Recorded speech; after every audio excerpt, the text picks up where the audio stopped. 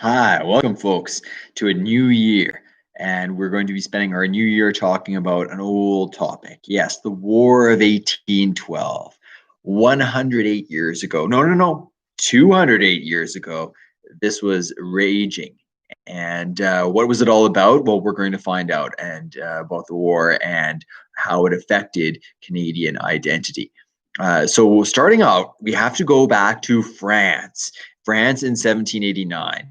And so last we saw, they had lost a bunch of land, including Canada, in the 7 Years' War against the British. In the meantime, things didn't get a whole lot better for them. Well, they had actually participated in the American Revolution. They had supported the Americans in booting the British out of their land, as perhaps was mentioned in our last lesson. But the problem was that the king was quite unpopular. And the monarchy was because people were very poor. They had spent so much money on these wars that there was nothing left for the people. And eventually, the King Louis the 16th, he was not nearly as powerful as the 14th, and so he eventually fell to the revolution. So we're going to be looking at this a lot more in grade 11. He was eventually beheaded. He and his wife Marie Antoinette. And the thing is, in Europe, this was not very popular. As you might imagine, most of the European countries had their own kings and queens, and they were not too thrilled to see this big, powerful country, France, the people killing their own monarch. They were afraid that the same thing would happen in their own country. So the British were very concerned, and they, as well as many other countries, went to war with France. So now, once again, it's now the 1790s. The French and the British were fighting once again, and it pretty much went on and off. As for France itself, the revolutionaries, they were often killing each other, and eventually things settled down a bit when this general Napoleon, who was fighting and having a lot of success in their wars, managed to become the leader. He took over and he crowned himself emperor and continued on conquering much of Europe. You'll see in our PowerPoint the map of just how much he managed to conquer. In a shorter time period, he actually took over more than Louis the 14th ever did in many decades. So now, by 1812, these wars were still happening. The United States, as we saw, is now an independent country. And so the Americans are neutral in this war, but they are selling supplies to the French. And the British are not happy about this. So you might remember the British, in addition to their fish and chips, were famed for their navy. And they said, just like we won the 7 Years' War by cutting off the French supplies, we want to stop the American supplies from coming to Europe. And they were doing this. And not only that, but they were enlisting these crews on the American ships to come and work for the British Navy. The Americans said this is a total violation. They said you can't just take our sailors and use them for your war. And the thing is, the British said, no, it's okay, because these are actually British sailors working for the American ships. Regardless, the Americans were not happy about this. And they decided that, you know what, we've had it. Britain, you've pushed us too far. We are now going to fight against you. And they invaded Canada.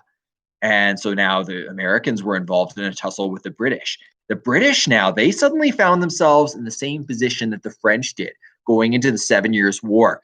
Because you might remember that the French, they figured, well, we can't, our colony in Canada is not tough enough to hold out against the 13 colonies. Now, the British, they no longer owned those 13 colonies, but they had the former New France. And they said, we're just going to try to hold out because the Americans have way more people than we do.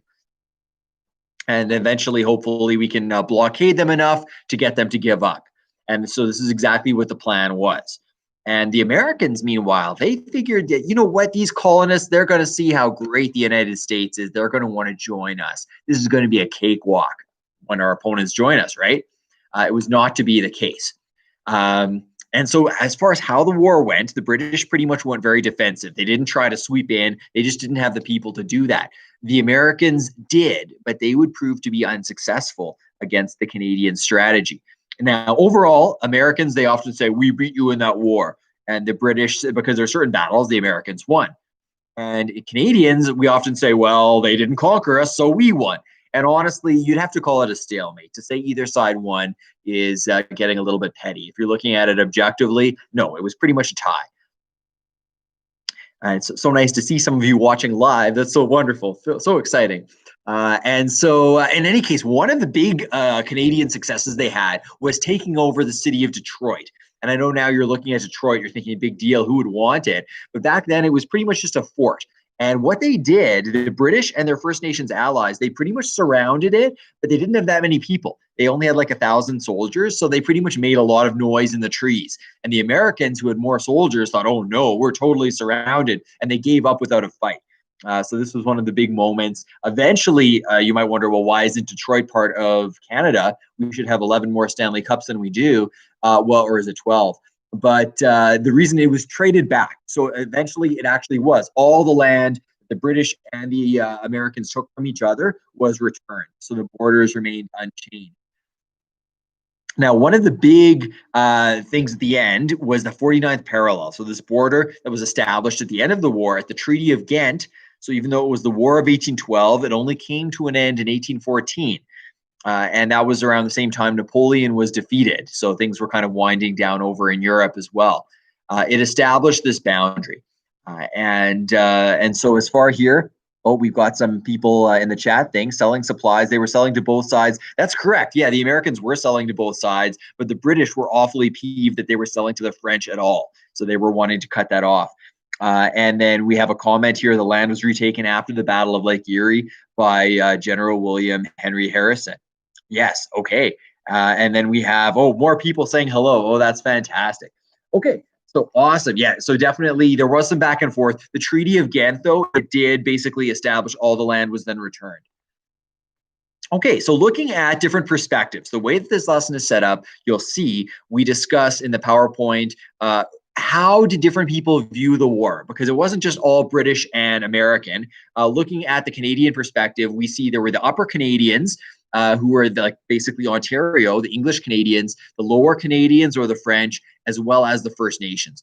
So the Upper Canadians, people of British descent, including English settlers, the original ones, and the Loyalists who come from the American Revolutionary War, they were very much in favor of fighting against the Americans. They said, we uprooted our lives to not be part of this system. We are going to fight to stay out of it. So the idea the Americans had that they would just join them really didn't come to pass. Now, there were some in the years between the American Revolutionary War and the War of 1812, there were a bunch of people from the United States who were not necessarily loyalists, but they said, there's a farmland to be had in Canada. We're going to be coming up there. And so they came up, and for those who wanted to side with the Americans, they were basically forced out. They were told, no, you can't stay here anymore. It's kind of awkward. It's kind of like when you go to a wedding and it's like the wedding of the girl who got away, and you try to start a fight with the groom in order to, try to win her back. It's sort of awkward. That's kind of like the position these American settlers were in. So for the most part, the Upper Canadians, they were happy with how this went. And the war really gave them a lot of pride. For the British soldiers who came to fight from Europe in Canada, they were given land if they wanted to stay and farm. So things worked out for them, and the population of the British speakers or the English speakers really increased. For the Lower Canadians, the French Canadians were happy to fight as well too. Well, maybe not happy, but they were willing to support the British effort because the Catholic Church was very much against the French Revolution. They were very much against Republican forms of government. They said the stability of a monarchy, which is run by a king, is the way to go. And so the British king, they said, we are going to be, you should support the British king. So thanks to the guidance of the church, the French Canadians were willing to support the British as well, even though they'd once been fighting against them. And now this was very useful in Montreal. This was a really important supply line. And so the French Canadians, as well as their First Nations allies, were very instrumental in repelling the American invasion at this point. So far, so good, right? In terms of the First Nations, this was pretty much the last, as we mentioned, we've already mentioned several times, the First Nations allies, particularly before these boatloads of British troops were coming across. The British were very reliant upon the First Nations to help repel the Americans. And under the leadership of sorry, just a second. Tecumseh. Tecumseh was the name of their leader. The First Nations were a formidable force, and this was pretty much the last major conflict in which the First Nations were a significant force. And Tecumseh believed that the only way the First Nations could hold out against these waves of immigrants would be to band together. Now, Tecumseh, he died in battle, and after he died, there was no one who could really keep that kind of leadership up, and the First Nations kind of dissipated a little bit there. And so, yeah, his dream was not realized of having a united First Nations. As for the First Nations themselves, even though they were instrumental in keeping Canada alive, or British North America, if you will, you'll see it says BNA all over. That's short for British North America. The First Nations, you might wonder, okay, these British soldiers who got the land, whose land did they get? That's right, it was the First Nations land. So that royal proclamation was not being upheld. They were often given these little reserves, patches of land that were usually not as desirable as those given to the European farmers. So First Nations, huge role in helping with the War of 1812, but really were not rewarded. And there were First Nations helping on both sides, for sure. You'll see an image of in the PowerPoint of a First Nations woman about 90 or 100 years old. And she's still alive by the 1860s. And there's a photo of her, which is pretty cool. Okay, so you might be wondering, what are the overall legacies of this war?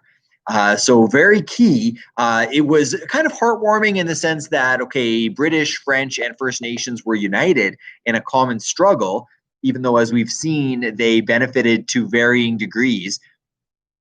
It established a border that is still respected to this day, this border between Canada and the United States, particularly around Ontario and Quebec.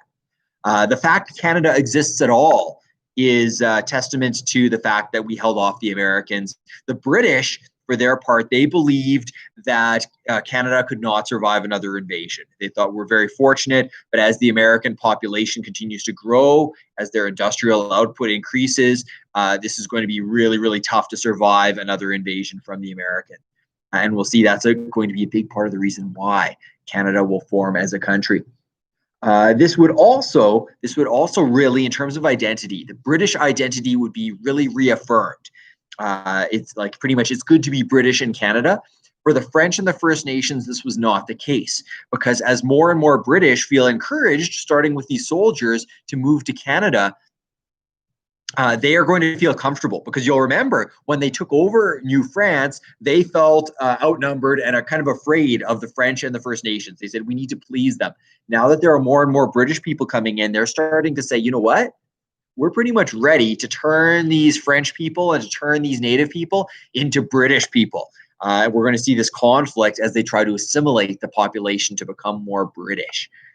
So this is going to be a big struggle that carries on from there. Another interesting story you'll often hear about in terms of, well, how do we remember and recognize the War of 1812? A pretty big conflict, but certainly we don't think of it as the same degree as the World Wars. Laura Secord is a really iconic figure. She was a woman who was overheard. She actually had some American soldiers staying in her cabin, and she overheard them talking about an invasion. And she traveled many kilometers at night through the forest to inform the British, who were able to then get organized and repel this American invasion. And there's a brand of chocolates named after her too. You'll see she lived to be around like 90 years old or so. So very impressive. Now, in 2012, you would have been, I guess if you are, 12, 13 years old now, you would have been about 4 years old back then.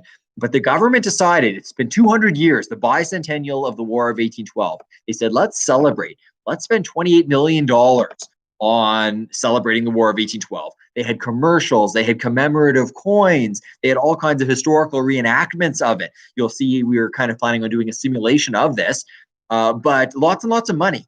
And some were saying, well, why are we playing this up? This was not even technically Canada officially yet. And it was a war. It was pretty much a stalemate that no one really remembers, even though we learn about it in school. And not only that, but the government had also cut about the same amount of money on providing medication for refugees who came to Canada. And it seemed like, well, we have the money to have historical reenactments of a long, long ago war, but we don't have the money to keep people alive. who are very vulnerable and need the support, it seemed very concerning. So whether we really want to celebrate this or not, it's definitely a debatable question. Maybe if money grew on trees and there was nothing else we wanted to solve and we had no debt, perhaps it might be a good thing. But yeah, we definitely want to remember it. We want to know about it and understand how we got here. But it's an awfully hefty price tag. So we're going to be seeing that now that the British identity is really dominant here, how this will play out. This is going to lead to eventually the formation of Canada and some unexpected victories, particularly from the French side, in fighting off the assimilation efforts. So thank you very much for joining me. I loved having a few comments in the side, some extra historical clarity. Always make sure you check things yourself too. But this has been the War of 1812 and our first lesson of 2021. And I can't wait to see you in our second lesson. Bye-bye now.